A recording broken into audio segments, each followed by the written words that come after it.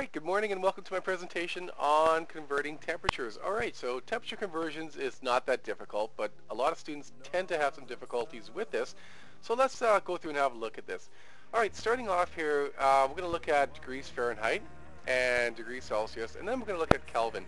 And if we look at this, this picture of a thermometer over here, what I want you to notice is that if we look at degrees Fahrenheit, the boiling point of degrees Fahrenheit is 212 degrees Fahrenheit, and its freezing point is 32 degrees Fahrenheit.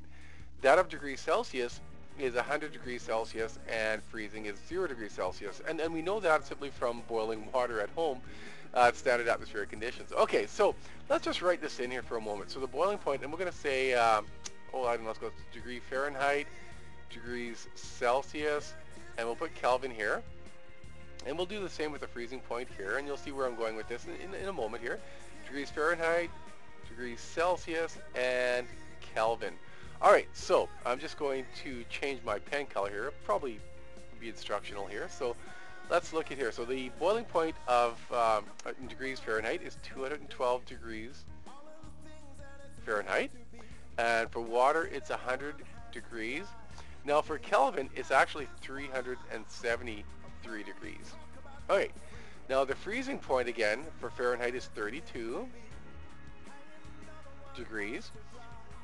For water, for degrees Celsius is 0, and for Kelvin it's 273 degrees. Okay, so, or Kelvin I should say.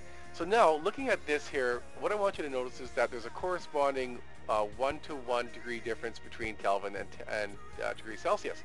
In other words, for every 1 degree change in degrees Celsius, you have a corresponding 1 degree change in Kelvin.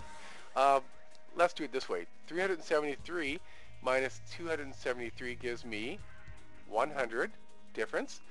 100 degrees Celsius minus 0 gives me 100 difference. And 212 minus 32 gives me 180 difference. Okay, so in other words, between degrees Celsius and degrees Kelvin, again you can see that they're the same, so every 1 degree difference in degrees Celsius is the same as 1 degree difference in Kelvin.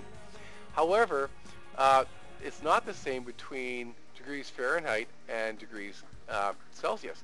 There's a 1.8 degree difference between degrees Fahrenheit and degrees Celsius. Or in other words, 180 divided by 100 is the same thing as 18 over, sorry about that, it's the same thing as 9 over 5, okay? And that's the same thing as 1.80.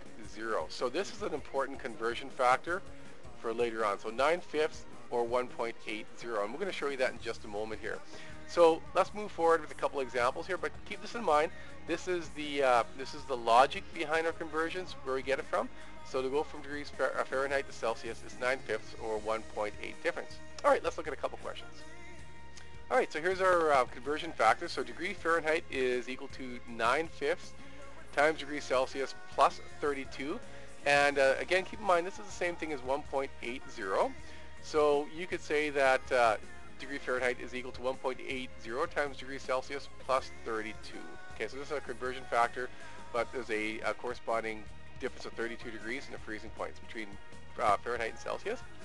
Fahrenheit is 5/9 times degrees Celsius minus 32, and if you think about this as 1.80, if that's 1.80 and you solve for degrees Celsius, you're going to get Fahrenheit minus 32 divided by 1.80, okay? And degrees Kelvin is equal to degrees Celsius plus 273, or to find degrees Celsius from Kelvin, it's minus 273. All right, let's look at two examples. All right, the first example is degrees Fahrenheit to degrees Celsius, and I made a little mistake right there. Sorry, that's Fahrenheit minus 32. But if we take the Fahrenheit and plug that into here, we get 5/9 times 35 minus 32, which equals 1.67.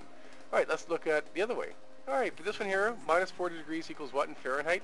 Okay, so we plug in 9/5 times degrees Celsius, so that's going to go right into here, plus 32, and that's going to equal minus 40 Fahrenheit.